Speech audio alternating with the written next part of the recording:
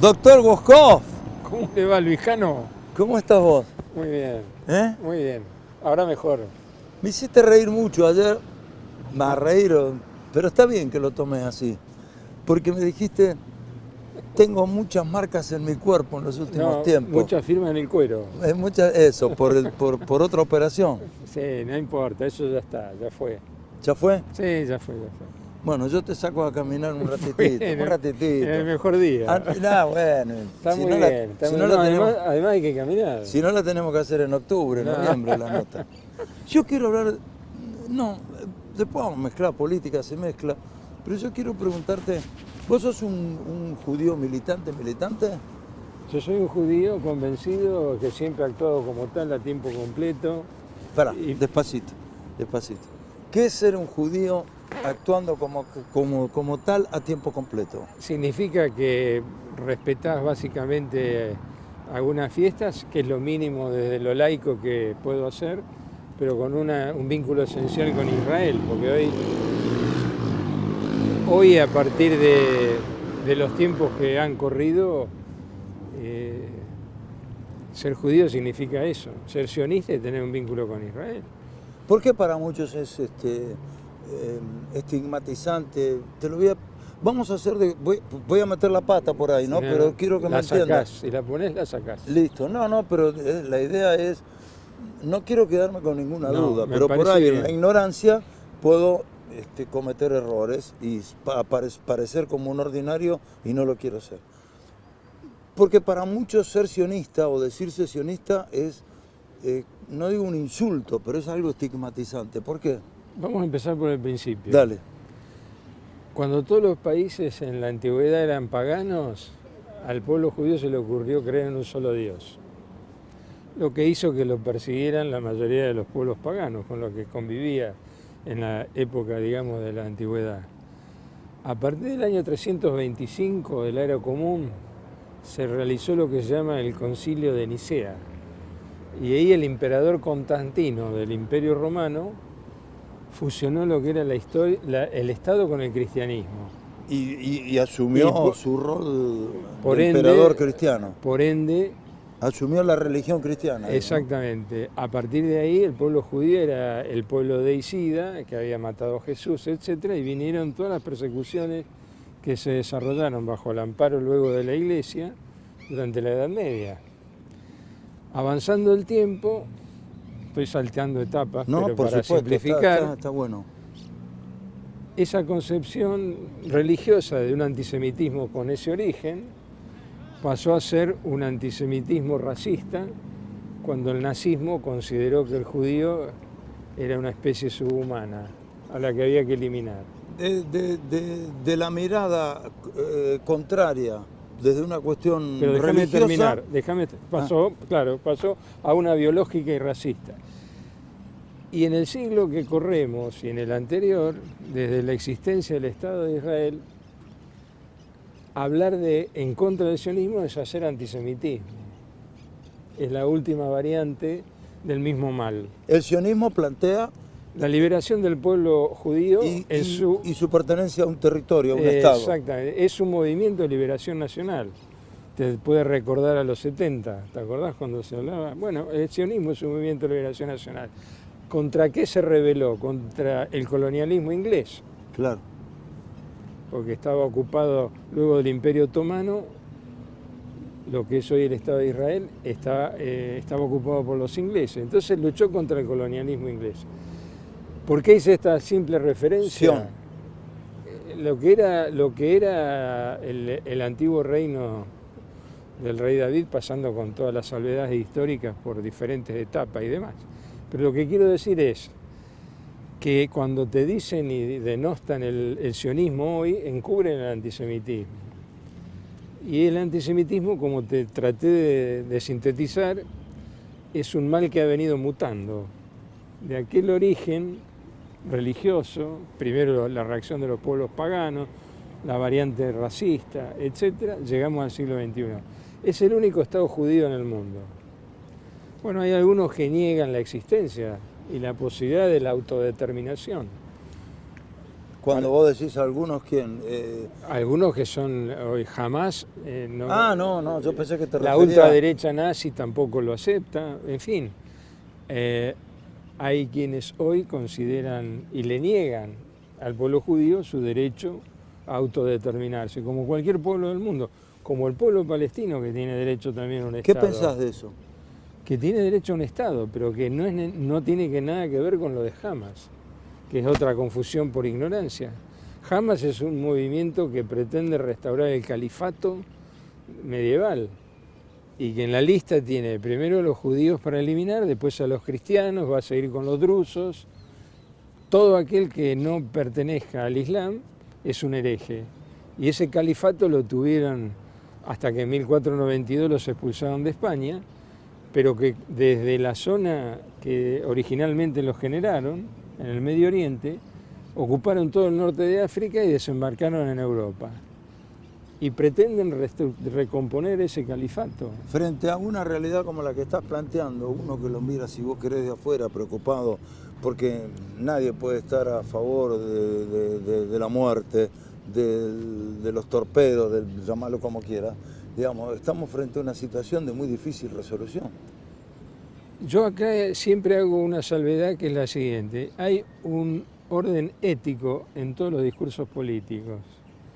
Algunos se deben dar por sobreentendidos, y quizás lo sean, y otros hay que explicitarlo. Cuando se abordan estos temas, yo siempre creo que es necesario dejar en claro una cuestión básica. ¿Cuál es? Lo que ocurrió el 7 de octubre en Israel, la masacre que cometió Hamas. Si mis interlocutores, cualquiera fuere, con el que estoy dispuesto a debatir o discrepar amablemente y reconocer opiniones ajenas como corresponde en muchos casos y las propias, significa básicamente ese orden ético en el discurso político, significa que tienen que reconocer esa masacre como primera cuestión. Reconocer el derecho de Israel a reaccionar como un Estado que se vio agredido salvajemente. Y ahí, a partir de ahí, bueno, podemos conversar o discutir. Ahora, el pueblo palestino que tiene derecho y se reivindica su propio Estado y que mucha parte de la sociedad israelí y del pueblo judío se los reconoce, no es Hamas. Son las variantes democráticas que hoy en día, obviamente, hablar de esto parece una utopía para quienes lo sostienen de los dos lados. Ahora, Raúl, tomo el concepto, me resulta interesante en la discusión política de la cuestión ética. Sí. Y entonces yo te digo, en el medio de esa discusión está, como pasó el 7 de octubre de los 1000 y pico, israelíes o judíos, está la condición del pueblo palestino también, que no tiene absolutamente nada que ver con Hamas o con Hamas. Y entonces, ¿dónde se le pone un límite a la cuestión? No, la población gazatí en alguna medida está sometida por Hamas, porque Israel abandona la Franja de Gaza en el 2005. Para hacerlo, desalojó población judía y dejó que la Franja de Gaza quedara en manos de lo que es la autoridad palestina, que es la que gobierna de manera autónoma, pero no independiente, la zona de Cisjordania. Cisjordania.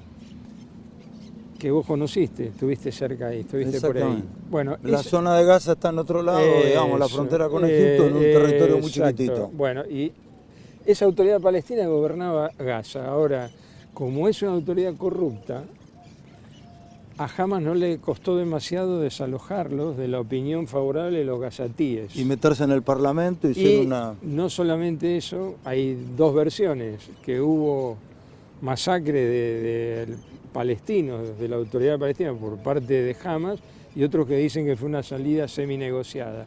Lo concreto es que los expulsa. Y queda Gaza en manos de un grupo ultra radical, como mencionamos, con los propósitos que te señalé, que no tiene nada que ver con la autoridad palestina. Que el problema que tenemos con la autoridad palestina, mirado de afuera, es que es un gobierno corrupto y que consecuentemente le cuesta concitar la voluntad de los palestinos de Cisjordania y eventualmente lo que podía haber sido de Gaza, para ir caminando hacia una relación diferente. Ahora, esta opción no significa que sea aceptada por todos, de un lado y del otro. lo cual es un problema. El escritor judío israelí Amos Oz, que había peleado en la guerra, que era un pacifista, que fue uno de los fundadores del movimiento Paz Ahora, Sí. solía decir que es una tragedia porque dice, los dos tenemos razón, tenemos que compartir el mismo departamento y no sabemos cómo hacer.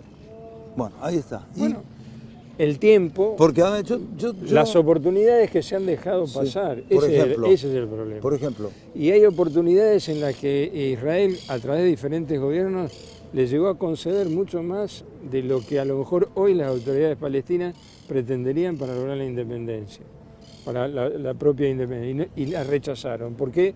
Porque había movimientos o grupos extremos o radicalizados, y esto en la historia, bueno, se los termina facturando en el futuro, pero el presente es otro, y el presente es complicado. Ahora, diferentes conflictos en el mundo, no digo que sean de igual magnitud, pues son todos diferentes, alguna vez se resuelven favorablemente cuando hay interlocutores de ambas partes que están dispuestos a ello, ¿qué no pasa acá? que es lo complejo acá.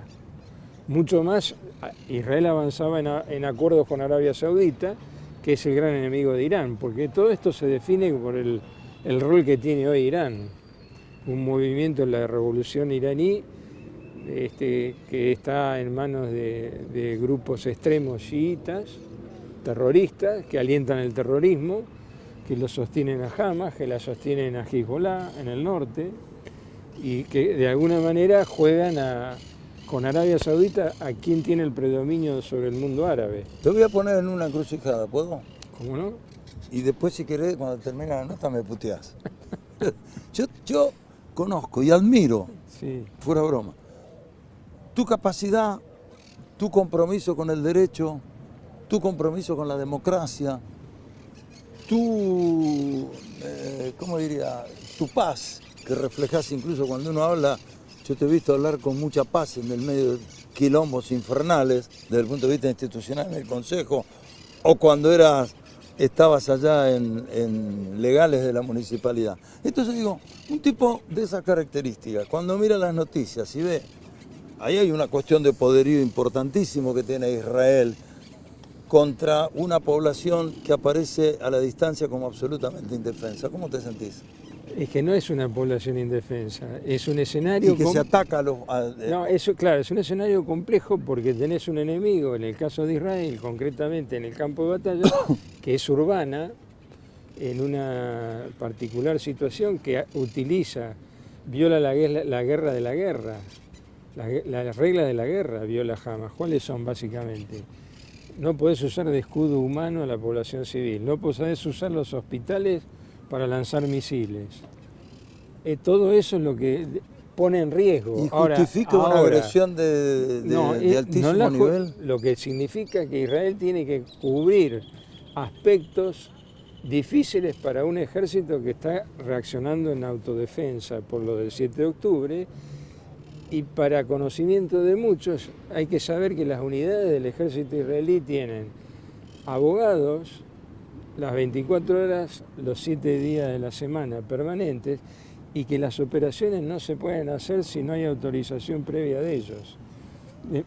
Que miran dos cosas, el daño a la población civil y los medios que se van a usar.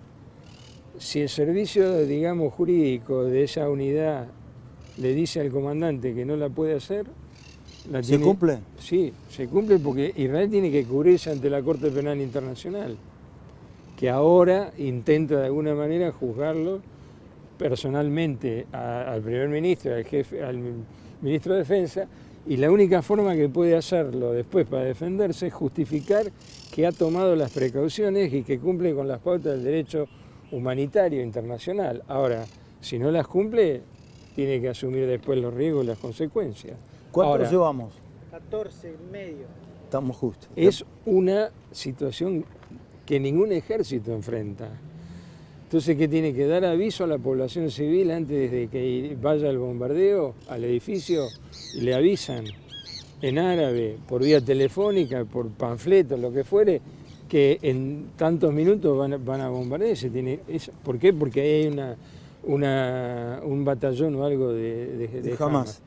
Es una guerra cruel, como todas las guerras, porque acá todos hablan de Alberdi ahora y se olvidan de que Alberdi es el autor de una obra fundamental. Milei.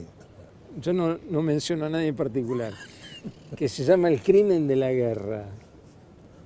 Alberdi estaba exilado, como siempre vivió la mayor parte de su vida en Europa, en Francia, y estaba por desarrollarse la guerra franco-prusiana. Y se abre un concurso literario por una organización pacifista para que escriba los que querían sobre la guerra.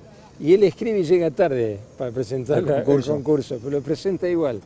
Y genera una obra que alguien dijo que si hubiera sido escrita en inglés, hubiera sido una suerte de verdadero catecismo del pacifismo en el mundo. Porque es una obra extraordinaria. Se llama El crimen de la guerra. ¿Y por qué le puso ese nombre? Porque dijo que lo que es normal en la vida cotidiana y lo que es un crimen en la vida cotidiana se invierte en el caso de la guerra. Sí. Matar está prohibido, dice él. Y en la guerra estás obligado a matar. Entonces, acá todas las guerras son crueles y una sola muerte merece siempre el repudio y el rechazo. Tenemos que hacer una pausa. ¿Podemos ir un ratito más? ¿Cómo no? Después te pago un café. ¿Cómo no?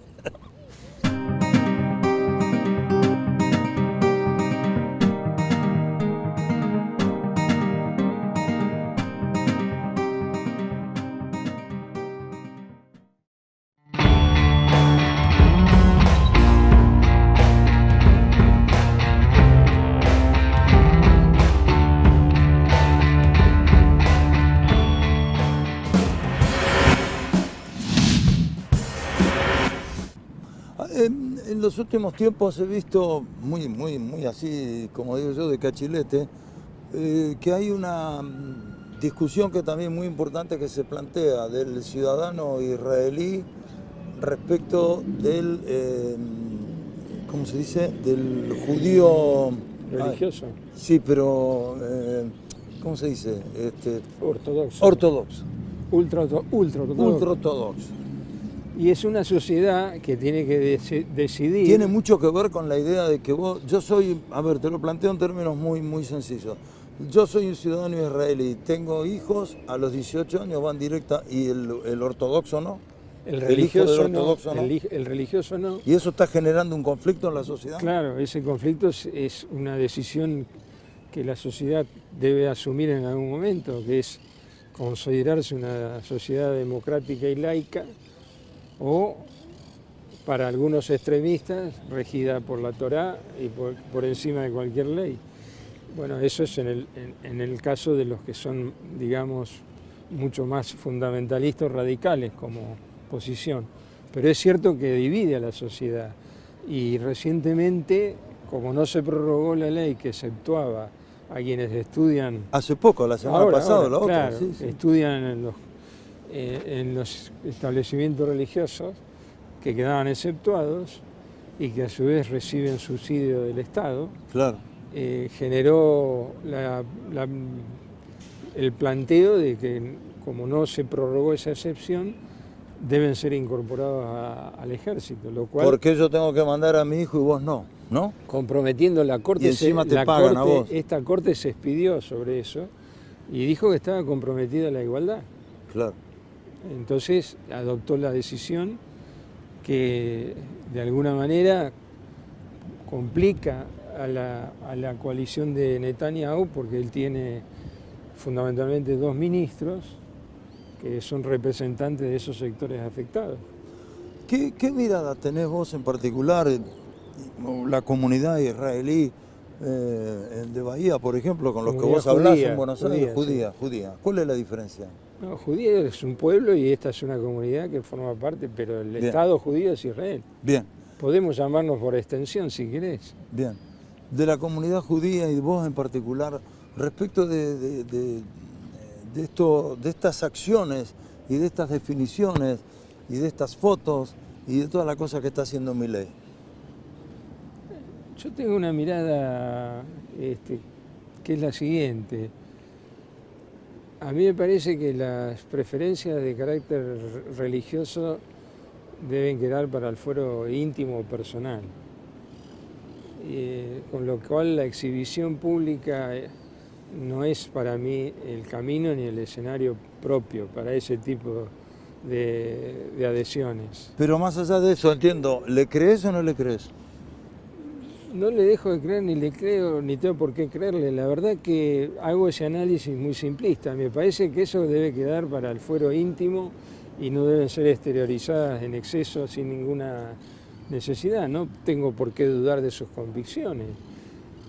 Pero me parece que hay que evitar en alguna medida ese tipo de cosas porque son cuestiones que, vuelvo a decir, tienen que quedar un poco siempre... ¿En la intimidad? Reservadas, son cuestiones de convicciones de carácter religioso. Después vienen las traducciones políticas que se hacen, que tienen que ver con los alineamientos del actual gobierno, que eso es otro tema, que para nada para mí dependen de estas definiciones personales, ¿no? No creo que unas deriven en otras. Sí, es cierto que para el observador, en apariencia, todo es lo mismo. Te entiendo. Nunca dejás de ejercer la política, imagino, nunca lo fui, nunca fui militante tampoco, no tiene sus ideas claramente. Me gusta, me interesa, pero digamos, nunca dejaste de ser abogado, nunca vas a dejar de ser político, como el médico nunca deja de ser médico, el carnicero nunca deja de ser carnicero. ¿Qué estás viendo? Un quilombo.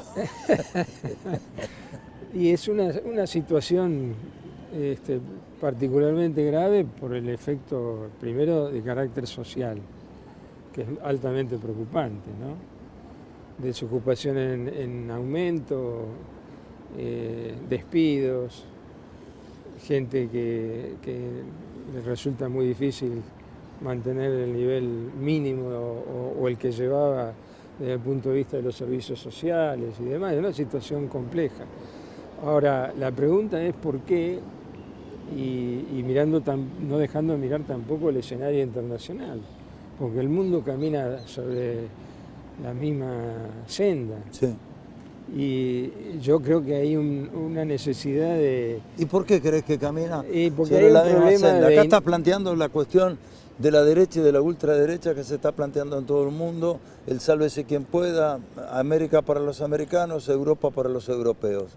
Bueno, allá es un problema derivado de la inmigración y particularmente islámica, que entrará gente de muy buenas intenciones y paralelamente pueden ocurrir los episodios lamentables, cruentos que han existido como atentados terroristas, que no deben ser todos, y han sido repudiados también por algunos sectores musulmanes en diferentes países europeos.